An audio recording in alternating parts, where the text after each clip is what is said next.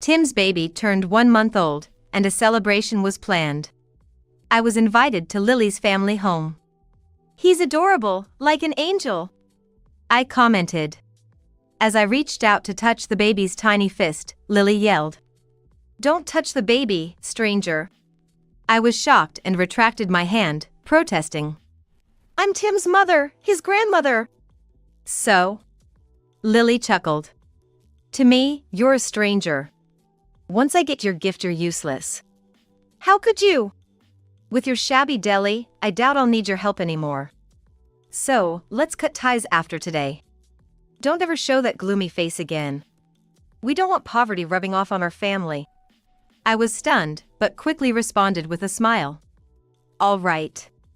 Left in the foyer. I made a silent vow. If that's how you want to play it, I have plans too.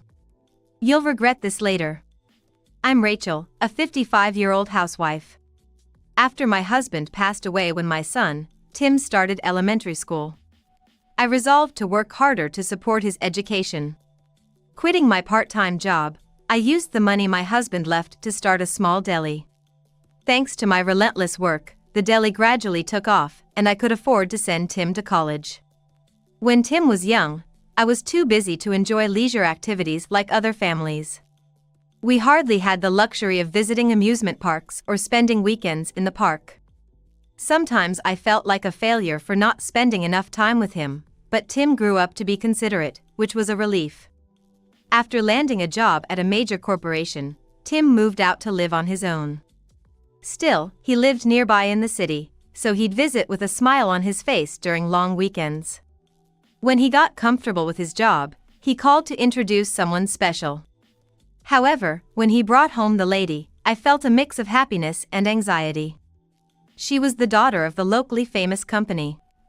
I braced myself, thinking she wanted Tim to be her successor, but her cousin was already set to take over the business. After graduating from a prestigious university, Lily was currently helping with housework at her family home. "Nice to meet you. Let's get along well." She greeted me enthusiastically, shaking my hand vigorously. I could tell she was well raised by her dining manners and behavior, but her unrestrained and flashy personality made me feel we wouldn't get along. Nevertheless, I wanted to have a good relationship with Tim's choice and tried to get close.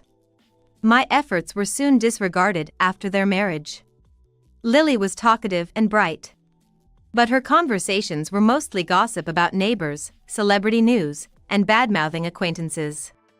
The biggest issue was her timing of visits. She would show up unannounced just when I returned from work and started cooking dinner. Naturally, I had to invite her to join us. I don't have any morning sickness, so I can eat anything. Even beer is okay. You shouldn't drink alcohol while pregnant. Really? I was feeling worried about her lack of awareness and prenatal knowledge. When I first received the news that Lily was pregnant, I was as happy as if it were about my own situation.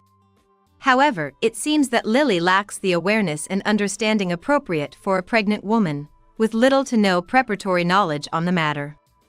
Despite claiming she could eat anything, she was quite picky.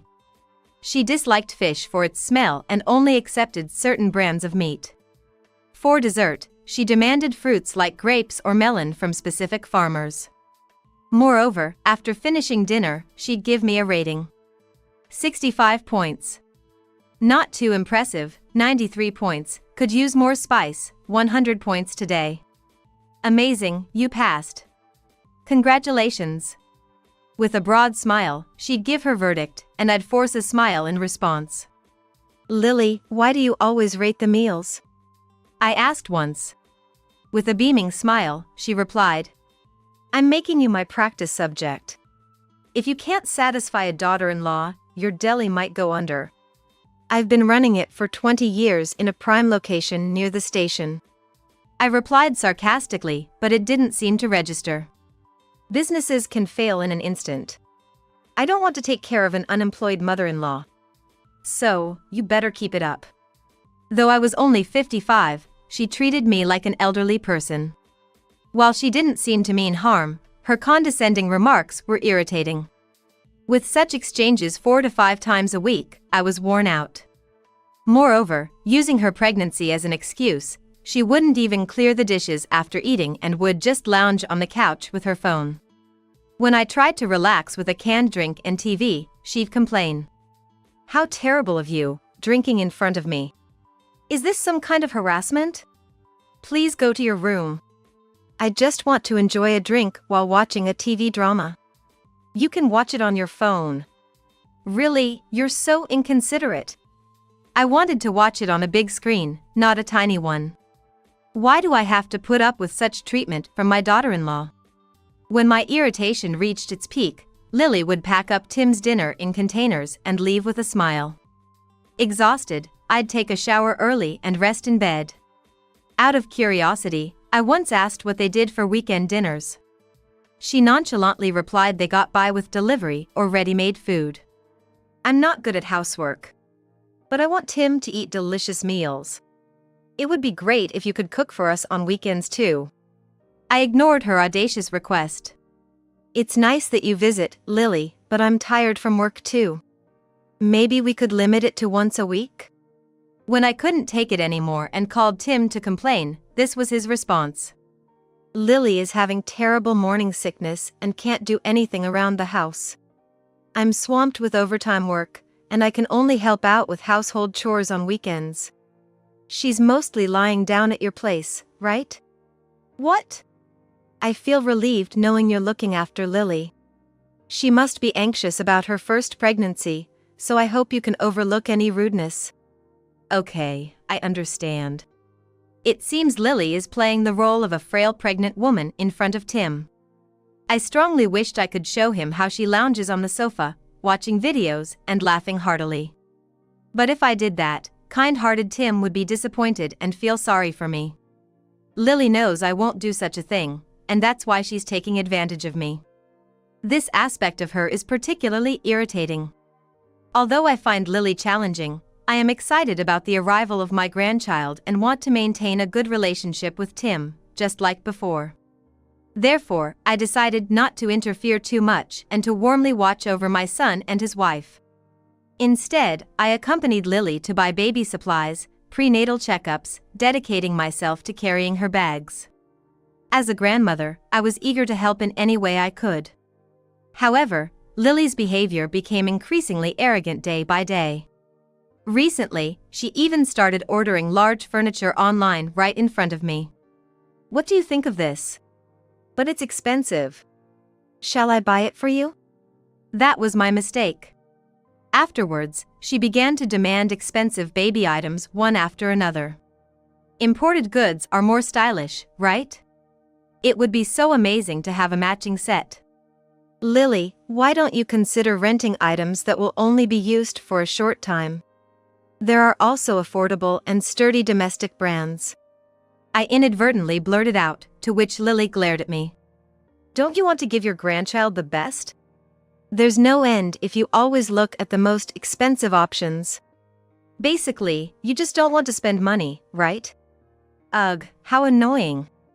My parents would easily shell out like $20,000 without a second thought. I thought to myself, why not ask your parents then? But she seemed to have no intention of relying on them. Saving money won't do you any good when you're gone. Let's just splurge. Her rude words left me speechless. I was so angry, I almost yelled back, mind your own business. But I couldn't. It would be unfair to put Tim in the middle of this. Trying to remain calm, I said, anyway, use rentals for things that can be rented. There's a limit to my savings. Fine. Lily replied, visibly displeased. My relief at her agreement was short-lived. That evening, Tim called me. Did Lily ask you to buy a bunch of baby stuff? Yes, she did. I'm sorry. I thought she was using the money I gave her to buy those things. I was surprised when I noticed an influx of high-end baby clothes and toys. I could sense Tim's confusion over the phone. She's spent quite a bit, hasn't she? Should I pay you back? No, it's okay, I was planning to buy some things anyway. I'm really sorry. Lily was hoping for a girl, and when we found out at the hospital, she just got carried away. I thought this was more than just getting carried away, but I refrained from criticizing Lily and changed the subject. It's great that it's a girl, just as she wanted.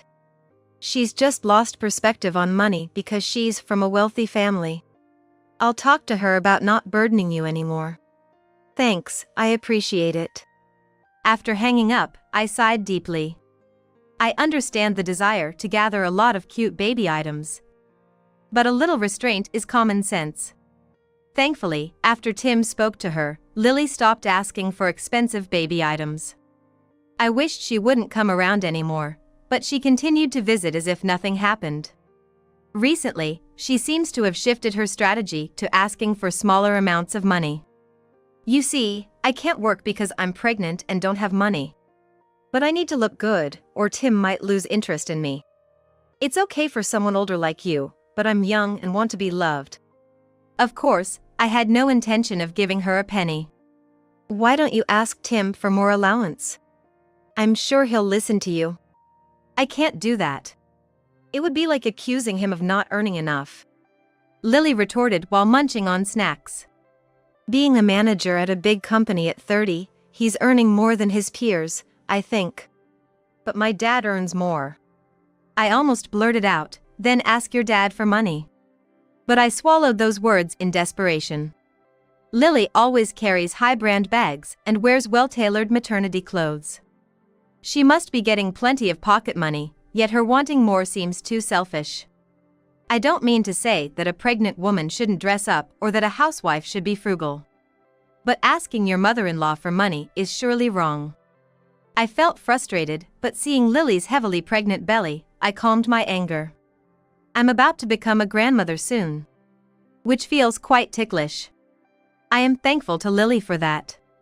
When my sister-in-law, Sophia, came to visit over the weekend and I vented to her, she was visibly upset. What a terrible daughter-in-law! She's taking too much advantage of you, Rachel.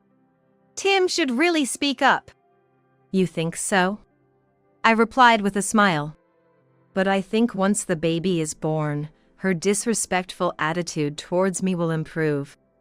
That's not just maternity blues, it's her personality. Don't get your hopes up. Maybe, but Tim and I have a good relationship, and I don't want to cause any trouble between them. Sophia sighed.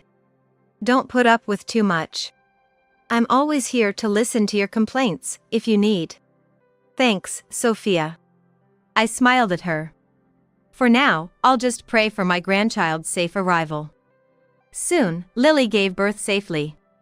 I wanted to meet the baby, but she went to her parents' house right after being discharged from the hospital, so I decided to wait until Lily's condition improved. Tim, visiting his in-laws after work, sends me daily photos of the baby. I'm filled with anticipation about how adorable the baby will be when I finally meet them. When the baby was about a month old, Tim contacted me. Lily wants to have a baby's welcome party. A welcome party? She wants to invite relatives to her parents' house. Is it okay if we invite our family too? Her dad and the others are up for it. That sounds good. Why not invite the same guests as at the wedding? I'll do that. Then, I'll get in touch with them. My relatives, all living in the county. Love celebrations and would be happy to come. As expected, they all responded positively to the invitation. On the day of the event, I arrived a bit early with a birth gift to greet Lily's parents first. When I rang the doorbell of the grand house surrounded by a high fence, the voice of an elderly woman responded. It turned out that a housekeeper was always there since Lily's parents were often away due to work. That must have been the person who answered the call. Lily, in a floral dress, greeted me at the entrance, holding the adorable baby in her arms. Both my parents got called into work unexpectedly and aren't home yet. Busy even on a Sunday. As I was about to enter, greeting her, Lily bluntly asked, "Where's the birth gift?" "Oh, here it is." Handing the baby to the waiting housekeeper, Lily watched intently as I rummaged through my bag. When I handed over the gift, she snatched it and opened it on the spot. She pulled out the contents, her face twisting in displeasure. "That's too little." "Sorry?" Well, I guess it can't be helped, coming from someone poor. She checked the gift, while the housekeeper stood behind her, holding the baby. The baby yawned adorably in her arms, and I couldn't resist. I approached the housekeeper to get a closer look at the little one. "He's adorable, like an angel," I said as I reached out to the baby's tiny clenched fist. His wet-looking black eyes were fixated on something. "Strangers shouldn't touch the baby." Suddenly, a loud voice startled me, and I retracted my hand. The startled baby began to cry, and the housekeeper, following Lily's command, hurried to soothe him. "Take him to the room, quickly." "Yes, right away." I waited for the housekeeper to take the baby away, then confronted Lily. "I'm Tim's mother, his grandmother." "So?" Lily chuckled. "To me, you're a stranger. I don't need you once I get the gift." "How could you?" "You run that shabby deli. I doubt I'll need your help in the future. So, let's cut ties after today." She shooed me away. "Thanks for coming. You can leave now. Don't show me that gloomy face again. I don't want poverty spreading to our family." I was dumbfounded at first, but quickly responded with a smile. "All right." Lily left me in the entrance and went back inside. Her words kept spinning in my head. I had never felt such humiliation in my life. Why do I have to be spoken to like this by my daughter-in-law? Clenching my fists as if they might shatter, I silently declared war in my heart. If that's the attitude she wants to take, I have plans too. She'll regret this later. When I opened the front door, my relatives were crossing the garden, heading our way. "Rachel, are you leaving already?" asked one, looking puzzled. Lily greeted them with a smile. "She has something to do today. Dinner will be here soon. You should stay and eat with us." "She's in a hurry." "Welcome everyone. Tim and his parents will join us shortly. Please make yourselves comfortable until then." Lily invited the relatives inside, closed the front door, and locked it immediately. She's well liked by our family for her good public face.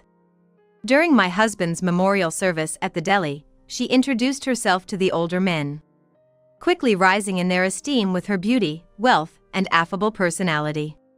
So, no one doubted her words this time. I decided to use my last resort. I headed to a certain place. 2 hours later, I rang Lily's doorbell again. She let me in, whispering discontentedly as I took off my shoes. "Why did you come back?" "I forgot something important." "Oh, you brought the rest of the gift, huh? That small amount was quite embarrassing, wasn't it?" she said, chuckling. I passed her and headed to the lively voices echoing down the corridor. As I slid open the door to the spacious room, both families were surrounding a large dining table. Tim and Lily's parents were nowhere to be seen, but the table was laden with large platters, and the relatives were happily sharing drinks. "Rachel, you're back. Come over here. We have wine too. We can ask the housekeeper to bring them." The relatives beckoned me over. "Thanks, Uncle. But before that, I have something I want to present." "Oh, what's that?" "A surprise gift?" Lily asked casually. "Yes, a surprise. Everyone, please listen." I clapped my hands to silence the chatter, then played a recording from my phone. "Strangers shouldn't touch the baby." Lily's angry voice filled the quiet room. "That's Lily's voice, isn't it?" The room buzzed. "I don't need you once I get the gift. You run that shabby deli. I doubt I'll need your help in the future.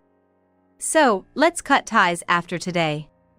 Don't show me that gloomy face again. I don't want poverty spreading to our family." The harsh words were as terrible as ever. It wasn't just me who thought so. The female relatives started criticizing Lily. "Even if mother-in-law and daughter-in-law don't get along, this is too much. Rachel, you raised him alone while running a deli. How dare she belittle you like that? What, just because her parents are rich, she acts all high and mighty? What a nasty daughter-in-law." Not only my family but Lily's relatives also expressed their anger. Saying such things to a mother-in-law is unthinkable. I'm sorry our Lily said that. It's embarrassing for us too. Spoiled as a young lady, but can't she distinguish between what's right and wrong? Such an ill-mannered girl at her age. Feeling the cold stares of the relatives, Lily started to panic. She twitched her cheeks, trying frantically to control the situation. Oh, come on, Rachel, stop joking around. Oh, I get it, you're jealous because Tim always defends me. So, you made this up and played it. Lily covered her face with her hands, starting a fake cry. I've been trying so hard to get along with you, and this is how you treat me? This is terrible. The women looked unimpressed. But the men were easily deceived, looking at each other in confusion. Hey, that's too much. Right, it's unfair to gang up on her. She's crying now. Rachel, what were you thinking? Jealous that Tim prefers Lily? Were you trying to be mean? It's always said that mothers-in-law bully their daughters-in-law. Lily's a good girl, right? Don't harass her like this, Rachel. Lily probably smirked inwardly as the men quickly took her side. Then the women exploded in anger. Good girl? She escaped to another room to avoid helping in the kitchen when we had a gathering at Rachel's. Just ignored us and kept flirting with the men. Exactly. When we all brought homemade dishes, she lied about injuring her hand and brought store-bought food, then bragged that hers was the best. Men are really weak against this type. They have no discernment. The argument turned into a men versus women debate, with Rachel's and Lily's relatives all mixed up. The once lively Japanese room is now filled with an ominous atmosphere. As the housekeeper brought in more beer, looking bewildered, the doorbell rang. Sophia entered the room, guided by the housekeeper, holding a thick, bulging envelope. Lily's eyes lit up at the sight. Welcome, Sophia. Thank you for coming. Thank you for inviting me. Here's the gift. Oops. Sophia accidentally let the envelope slip, scattering its contents on the floor. Oh no, I forgot to seal it. I'm so sorry. Huh? Who's that with Lily in these photos? A relative picked up a photo and murmured suspiciously. Lily turned around in shock. But before she could collect the photos, several relatives grabbed them, exclaiming in horror. Oh! Isn't this a cheating scene? The photos were shocking, showing Lily hugging a strange man, kissing him as they got out of a car, and entering a motel. Lily tried to explain in panic. No, it's not what it looks like. He's just an acquaintance. He loves physical contact. I went into the hotel because he said he felt sick. Her excuses sounded desperate. Even the men who had defended her were now looking at her coldly. Then, as the final blow, Sophia turned on her voice recorder. The conversation between Lily and the man played out. Soon my child will be born. Can't wait. Just keep quiet about it, Tim will think it's his child. Shame, but it's necessary. Tim's so simple, he thinks you're just a friend. Hilarious. We're the same blood type as Tim, it'll work out. What if the baby looks like you? We'll figure it out. Their laughter ended the recording. Lily, pale-faced, turned to Sophia. Why do you have this? Oh, didn't I say? I'm a detective. Sophia grinned. Rachel asked me to investigate you. You were spending too much and acting suspicious. And sure enough, it was infidelity. I was going to keep this to myself, not wanting to ruin your marriage. But Lily, you didn't seem to want to change, so I thought it was time for a reality check. Lily glared at Rachel, furious. It was your doing. As she lunged at Rachel, Sophia quickly grabbed her arm, intervening. Shaking off Sophia's grip, Lily raised her voice. Listen. Don't tell Tim. If we divorce, it'll be pitiful for the baby. It'll be miserable being abandoned by its father right after birth. You all agree, right? Her selfish logic was astounding, but desperately, she sought agreement from the relatives.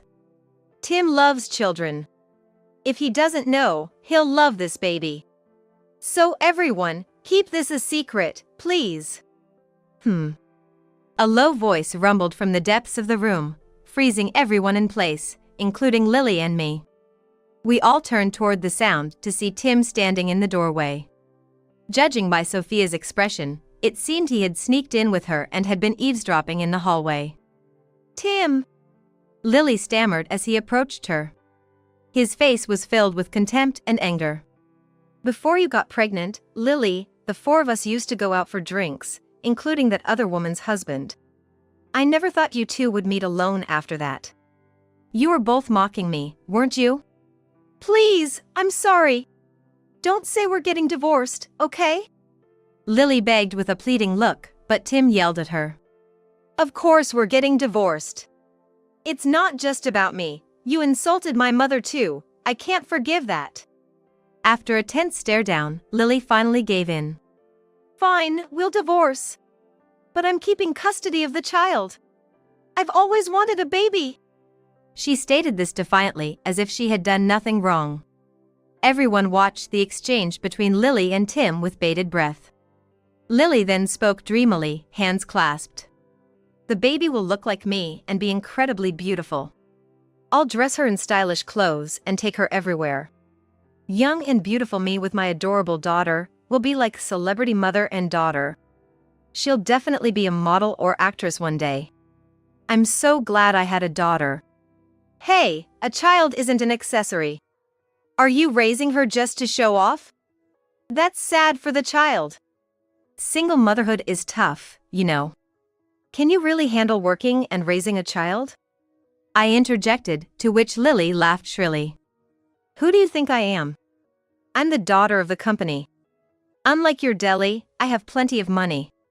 My parents will help, and with housekeepers and babysitters, I won't have to bother with childcare. I can live leisurely without working. After boasting, she smirked. But being a single parent might be a disadvantage, so I plan to remarry. Maybe an IT company's handsome CEO next time. He'll let me have more freedom. That's the plan, huh, Lily? Sophia called out, and her parents emerged from behind a door, having been hidden all along. Sophia explains to us who are speechless in shock. Actually, Lily's parents also asked me to find out what their daughter was up to. Today, she was hiding under the guise of going to work, so they asked me to uncover her true nature. You wore a cat mask in front of your parents. Lily's parents stepped into the center of the room and apologized to us. Everyone, I apologize for my daughter's behavior. Rachel, Tim, we don't know how to make amends. Lily, pale as a sheet and trembling, looked shocked. Her father sighed deeply. To think my own daughter would repay kindness with such disgrace. But, Dad! Lily turned to him, tears in her eyes. She snuggled up to her father. I was just getting back at Rachel for being mean to me. You believe me, right, Dad? As I opened my mouth to refute, Lily's mother interjected sharply. Don't lie. Rachel would never do such things. Lily's mother looks back at me and declares. As a fan of that shop, I cannot tolerate what you just said. Huh? Lily's father explained to her, whose eyes widened. We've been fans of her deli for a long time, haven't we? We used to order from there for our home parties. It's been known for its healthy and delicious food, even before you married Tim. What? Sweating. Lily realized she had ignored her parents' stories. Her mother continued. We've overlooked your whims till now, but this time, we can't forgive you. Your behavior towards Rachel and Tim is too much. Exactly. Lying, belittling others, cheating, then trying to pass off another man's child as your husband's. It's despicable. Her father looked at her coldly. After today, we're cutting ties with you. What? What am I supposed to do now? I can't work. Figure it out. You're 30, aren't you? When will you stop relying on others? Marry that guy, he's the real father, right? He said he won't divorce his wife. No, I can't work. Lily wailed. Tim, I'm sorry. It was all my fault. She started begging. Please forgive me for everything. Uninterested in Lily's crumpled family, the guests left their half-eaten meals and unfinished drinks behind and departed, leaving the room eerily empty with the remnants of the failed celebration. Lily, who didn't want to work, cried and refused to divorce, but was eventually persuaded by her parents, who grudgingly agreed to sign the papers. They even covered her alimony. Later, Lily was kicked out of her parents' home. With money borrowed from them for moving and initial expenses, she moved into an apartment and started living alone. Her parents, not trusting her with the baby, decided to take the child and raise it themselves. They even demanded child support and acknowledgement from the baby's biological father. Lily, used to a life of leisure, must be struggling with her first job. After all, she has to repay her parents for the moving expenses and the alimony. She doesn't have time to dress up or have fun like she used to, and she seems to be working hard every day with her hair all messed up. Lily and I, along with Tim, have cut ties, but we still maintain a relationship with her parents. They came to my place with an apology gift after the fiasco. We didn't raise her right. We're so sorry, Tim and Rachel. Their tearful apologies helped alleviate some of my lingering anger. Gratefully, they continue to favor my deli. The business has thrived on word of mouth, with more customers than ever before. I'm busy preparing for the opening of a second location. Tim, too, has regained his spirits and is working hard. Though busy, we both lead fulfilling lives. Someday, if Tim has his own children, I'll shower them with all the love I can give.